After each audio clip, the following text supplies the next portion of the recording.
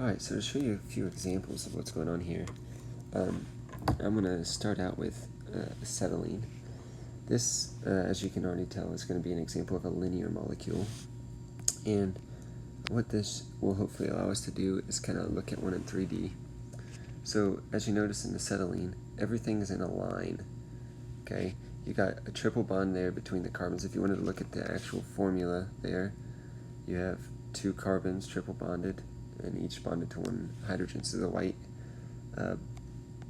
molecules, or the white atoms there, are hydrogens. The gray ones are carbons. And you can just see how that is perfectly straight. There's no electron pairs to mess with it. It's just going to stay in that linear format. This one is cyanoacetylene. It's going to be very similar. What if I can get it to load? Well, oh, here we go. So you can see this whole big old molecule is linear all the way, and there once again is what it would look like. The blue is a nitrogen, the rest. If I wanted to make this look like it does down below, I'd go like that.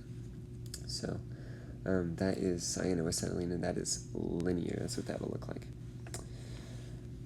Next we talked about trigonal planar, so let's look at trimethylindium. This will be indium in the middle with methane groups on the outside.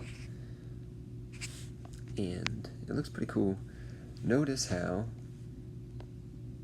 obviously the methyl groups are not exactly planar, they're not, but coming from the central atom there, it is planar. See how it's all in a plane? And they have equal bond angles. That is trigonal planar. We already talked about water as a bent shape. Let's look at this one, see what it is. I'll give you a good example of a bent molecule. You can see this one's kind of complicated looking. Oh, I don't even know. See if we find anything. Well, the water, actually, this right here, the red and with two whites, that is water, and that's bent. So we could actually kind of look at that there. Let me look at the other one and see what it is. It's not exactly the best example because there's a lot going on that one. Let's see what we got. Okay, well, look at those two red molecules there. Those are both bromines. You can see they have a bent shape in this molecule. And then in this one, that green molecule, bright green, that is chlorine. That's taking a bent shape. And you can see how that kind of affects the whole molecule there. So those are bent examples. Next, let's look at pyramidal. Let's look at trimethylamine.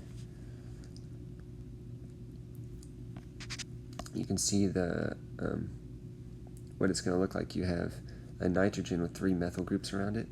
So this is very similar to the indium compound, but look, it's not straight across. It bends there in the middle. The reason it bends is because of nitrogen's lone pair of electrons up on the top there, and they're pushing the methyl groups down.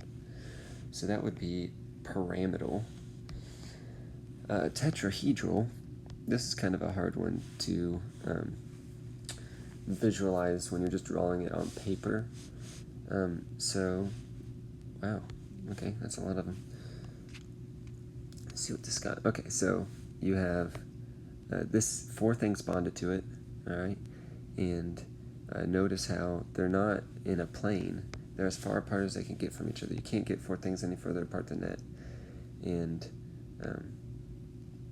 yeah, that's what we mean by tetrahedral. Let's see what the other ones look like.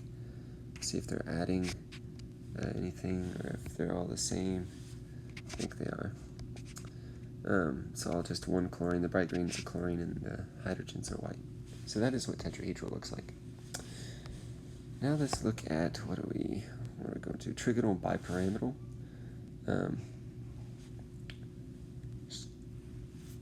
Trigonal bipyramidal. This is going to have, oh wow, this is a cool one. So notice, oh, they're kind of moving too. Top to bottom, you see how it's in a straight line, but then if we look down on it like this, you got 3 120-degree angles. It's really nice.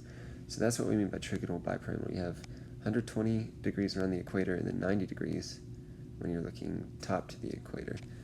And that would be what the formula looks like. You have an iron in the middle with basically carbon monoxides attached to it. Okay. Then octahedral, I think, is the next one we talked about. So I don't know. Let's just pick one.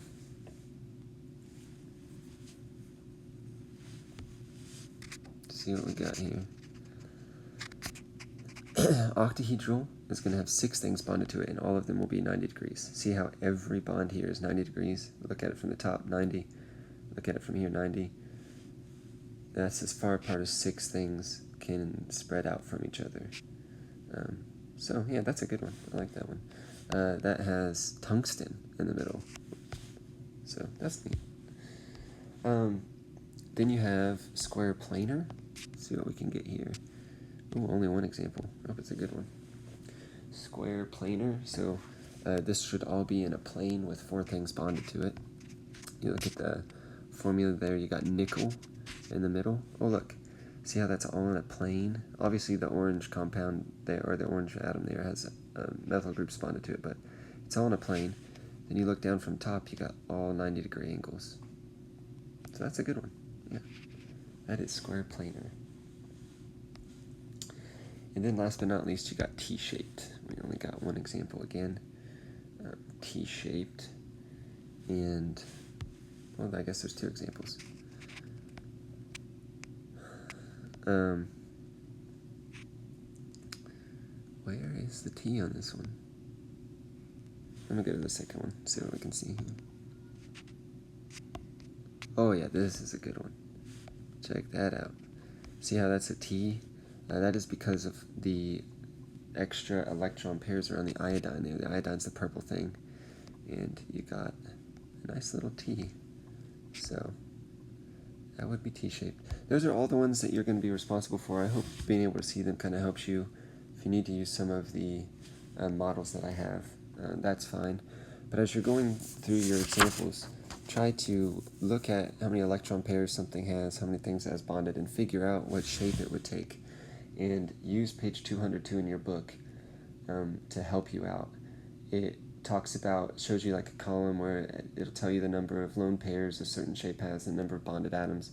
And hopefully as you go through examples, you'll kind of get the hang of figuring out what shape something is. Anyways, I hope this was helpful.